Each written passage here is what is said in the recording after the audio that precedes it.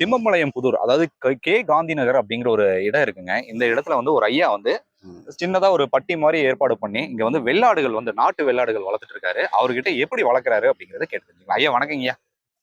நல்லா இருக்கீங்களா? ஐயா எப்படிங்க ஐயா ஆடு வளர்க்குறீங்க? ஆடு வளர்க்குறதுன்னா காலையில இருந்து பட்டியிலேருந்து வெளியே கட்டணும். ரெண்டாவது பட்டி கூட்டணும். மூணாவது ஆட்டுக்கு தீன் கொண்டு வரணும். சாயங்காலம் தீனுக்கு சாயங்காலம் மேஜ பத்தாது, சாயங்காலம் கட்டணும். அப்போ ஆடு கொஞ்சம் மனசாகும். அப்புறம் தான் இந்த இப்போ இந்த மாதிரி குட்டிகள் இருக்கெல்லாம் இந்த மக்காசோள குரணை வைக்கணும். மாசமான ஒரு டைம் இந்த பூச்சி மருந்து கொடுக்கணும்.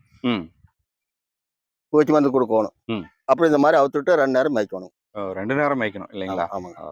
இப்போ நீங்க அதுக்கு தனியாவே செட்டு வச்சிருக்கீங்களா? ஆமாங்க, இது தனி செட்டு. அந்த செட்டுல தான் நீங்க ஆடுகளை விட்டுக்குவீங்க? ஆமாங்க.